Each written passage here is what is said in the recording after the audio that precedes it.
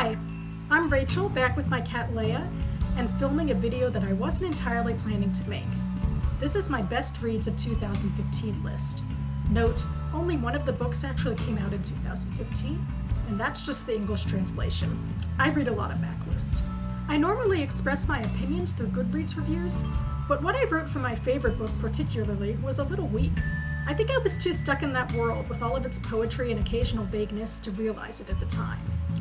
So in this video, I hope to be a little more direct about what I liked and why, plus maybe some book comparisons, reading remembrances, yada yada. Let's get started. For my honorable mentions, I chose the Neapolitan novels by Elena Ferrante, which I read in a row last September. My Brilliant Friend, The Story of a New Name, Those Who Leave and Those Who Stay, and The Story of the Lost Child. I read these shortly after my mom and sister did, and I remember the day I finished the fourth book calling my mom and having a detailed conversation with her about them. This is relatively rare and pretty special for me. My mom and I aren't often reading the same things at the same time, and she's not so interested in obsessing over book narratives as I am. Also, my dad was in the car with my mom, which was amusing.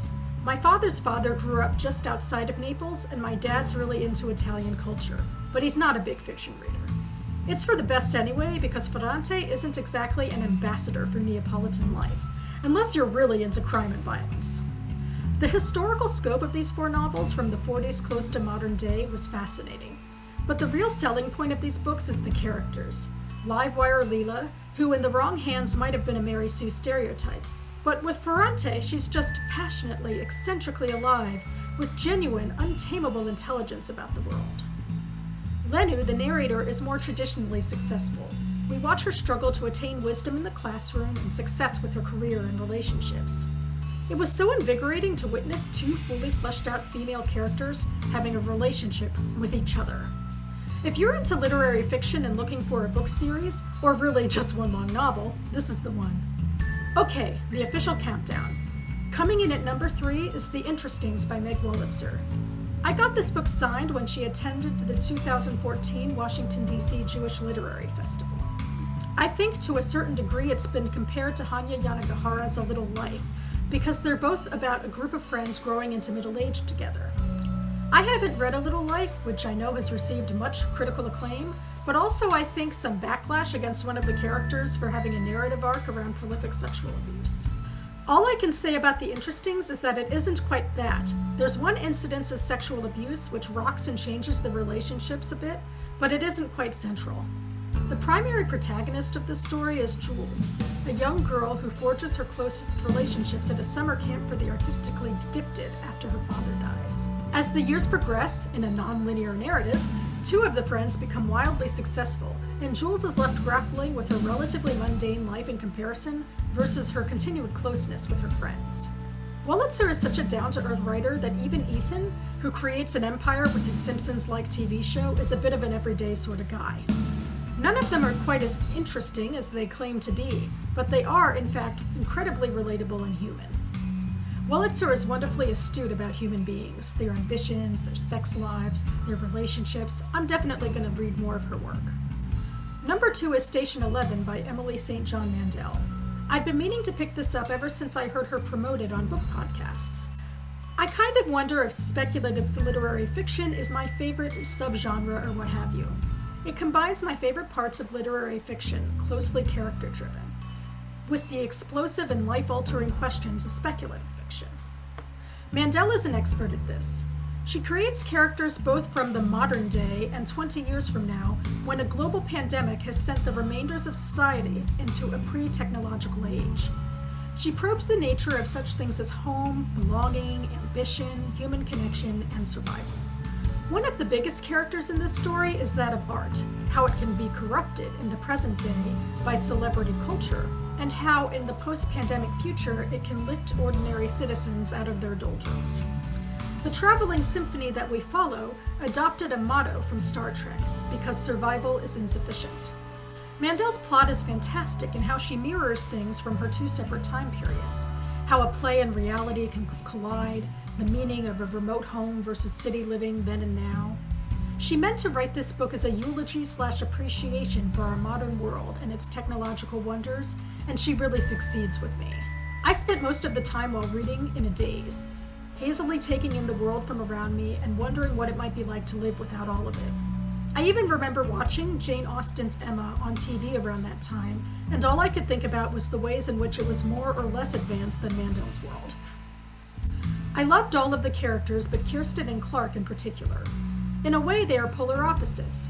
Kirsten is the child who grows into an adult in this new world, and Clark is the middle-aged man who embraces the end of his life inside of the airport where he'd been marooned when the pandemic hit. They are both so thought-provoking, as is Miranda, the creator of the Station 11 comics, another example of art meeting life. If someone would just like to put these comics together for real, I would not be averse, and I don't think I'm the only one. My third and final book to talk about is The Dove Keepers by Alice Hoffman.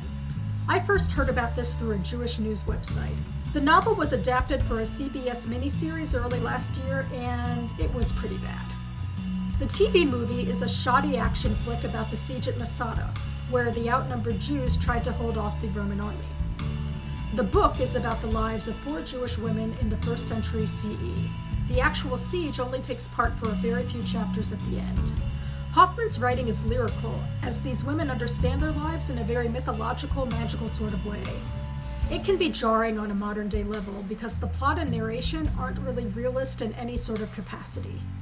It's much more about the emotions behind these stories and giving voice to the pains, desires, and faith of ancient Jewish women, who are often so silent in older literature. I immediately fell in love with Yael, our first narrator, who is a bit of an outsider in her family. Her brother Amran loves her, but he's often off being a badass somewhere else. Her father despises and bullies her because her mother died in childbirth. Yael's voice is often coolly removed, but she's also vulnerable and lonely. She's drawn both to cruelty for survival, but also empathy for those less fortunate. I think it took me until she approached the chained lion to realize how much of a metaphor she is for much of the Jewish experience. She refuses to be chained. She finds both the grit and compassion to survive a world of persecution. My second favorite character was Aviva, which surprised me. At first I was rolling my eyes. Oh great, another female warrior, in a very gender-strict time no less, because lady stuff is shallow and stupid. But that's not really what Aviva's story is about at all. It's more about the identities that her mother forced on her and how she struggled to adapt to them and remain true to herself. Most poignantly, her name changes as her mother, who has her reasons, moves them from place to place. Aviva is the one who witnesses Amram, her former lover, start to take joy even in killing innocent people. It's one of the only scenes that I think the TV adaptation did kinda right. But it took until the very end of her section for me to realize the power of her story. She failed in convincing her sister to leave a band of fanatics who live unprotected and will likely die sooner than the rest of them.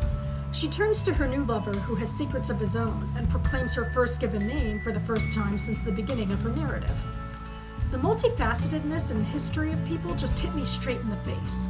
I remember it took my breath away when I read it. Speaking of Aviva's new lover, his main secret is that his wife was brutally raped and murdered, so trigger warning for that. Overall, there's a lot of violence and death in this novel, but it's tempered by the story about what it means for these women to be alive and to try to take power over their own destinies. If you stuck with me through this ridiculously long video, then thank you. You can find links to all of my Goodreads reviews for these books below. Happy reading, and I'll see you again next time.